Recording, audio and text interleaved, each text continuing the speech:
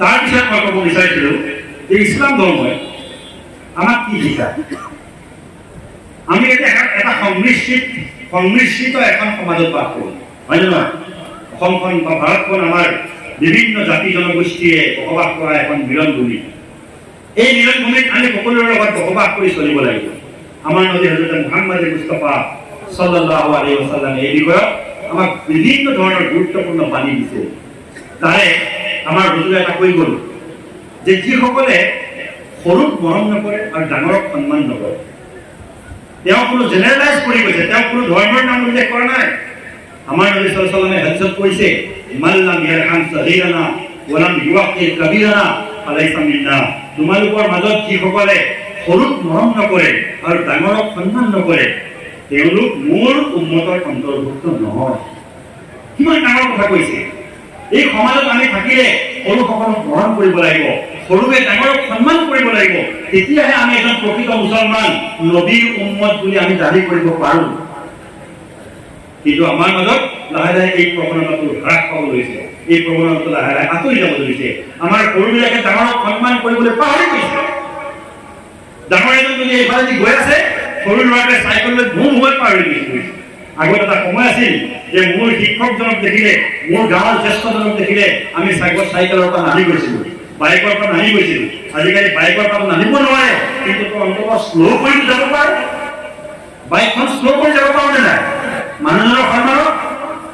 কিন্তু আজিকালি কি হয়, জ্যেষ্ঠজন ইফালে খোজকাঢ়ি গৈ আছে, নামাজী মছজিদৰ পৰা নামাজী গৈ আছে, মোৰ ডেকা ল'ৰা, ডেকা গাত তেজ আছে, ডেকা তেজ, কিন্তু সি কি কৰিছে, বাইকখন একদম তেওঁলোকৰ লৈ গৈছে। মনত ৰাখিব, জ্যেষ্ঠসকলৰ মনত দুখ লাগিলেই, মনত বেজাৰ লাগিলেই, মনত বেয়া লাগিলেই বেলেগে হাত তুলি বদুৱা কৰিব নালাগে। সেইটোৱেই বদুৱা, কেতিয়াও কামিয়াব হ'ব নোৱাৰিব। ইনশাআল্লাহ আমি ডাঙৰক সন্মান কৰিম, ইনশাআল্লাহ সৰুক আমি সকলোৱে মৰম কৰিম, ইনশাআল্লাহ। ইয়াত সৰু বুলি ক'লে কোনো ধৰ্ম জাতিৰ কথা কোৱা নাই। আমি সকলো জাতি ধৰ্মৰ সৰুসকলক মৰম কৰিব লাগিব, ডাঙৰসকলক সন্মান কৰিব লাগিব। তেতিয়াহে আমি নবীৰ শ্ৰেষ্ঠ উম্মত, শ্ৰেষ্ঠ নবীৰ শ্ৰেষ্ঠ উম্মত হিচাপে আমি দাবী কৰিব পাৰিম। তেতিয়া আমাক অন্য উম্মতে, অন্য মানুহে আমাক বেয়া বুলি ইতিকিং কৰিব নোৱাৰে, হাঁহিব নোৱাৰে। আমাৰ নবী সাল্লাল্লাহু আলাইহি ওয়াসাল্লামে আৰু কৈছে, আমি ওচৰ পাজৰৰ কথা কৈছে, যিসকল আমাৰ ওচৰ পাজৰত, আমাৰ পড়োশীসকলৰ কথা কৈছে। আমাৰ ওচৰত এগৰাকী হিন্দু থাকিব পাৰে, মোৰ ঘৰৰ সন্মুখত, মোৰ ঘৰৰ লগতে এগৰাকী জৈন মানুহ থাকিব পাৰে, খ্ৰীষ্টান ধৰ্মৰ মানুহ থাকিব পাৰে। আমাৰ নবী সাল্লাল্লাহু আলাইহি ওয়াসাল্লামে কৈছে যে তোমালোকৰ ওচৰ চুবুৰীয়াৰ প্ৰতি তোমালোকৰ হক আছে। এনেকুৱা হক আছে, যদি তোমালোকে ওচৰ চুবুৰীয়াৰ,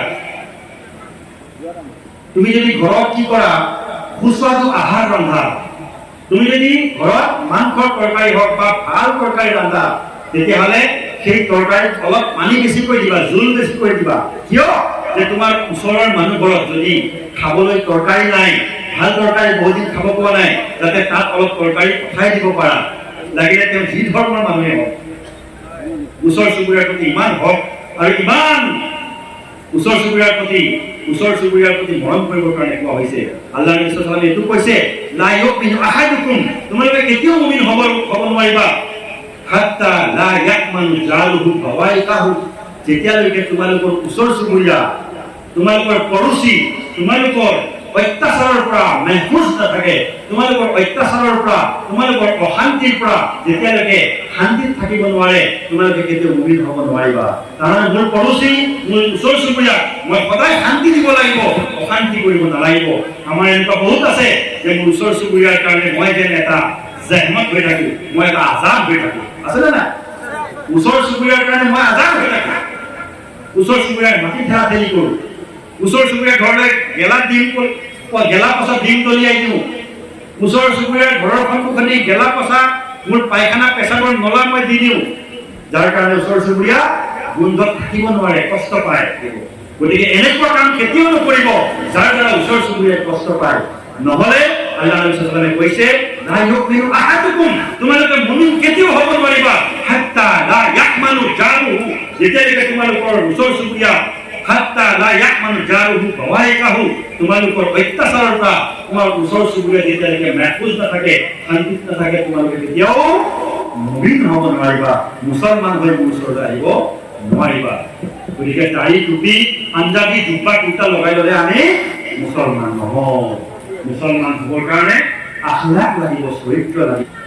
শেষক এইটোৱে কওঁ যে ইছলামে কেতিয়াও হত্যা হিংসাৰ হুকুম নকৰে।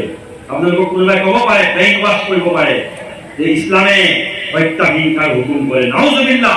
আপোনালোকে ষ্টাডি কৰক। আমি এখন কিতাপ লিখিছিলোঁ, এই মাজতে এজন ব্যক্তি, নাম চাম আমি নকওঁ, এজন ব্যক্তি ইছলামৰ বিৰুদ্ধে বহুত কথা কৈছিল। কিবা কোনোবা এজন ব্যক্তি, যোনেই হওক আমি এটা নাম ক'বলৈ নাযাওঁ, খুব ক'লে। তাৰপিছত আমি এখন কিতাপ উলিয়ালোঁ, সেই কিতাপখনৰ নাম আছিল ভ্ৰান্তি ভংগ। মনত পৰিছে নে আপোনালোকৰ? পৰিছে। তেওঁ এখন কিতাপ লিখিছিল, নাম আছিল ইছলাম আৰু কুৰাণৰ কলংকিত কথাবোৰ নে কি আছিল কিতাপখনৰ নাম। তাত ইছলামৰ বিৰুদ্ধে বহুত কথাই লিখিছে। আপোনালোকে পঢ়িছে নেকি কিতাপখন? নাই পঢ়া? কোনেও পঢ়া নাই? পঢ়িব লাগিছিল।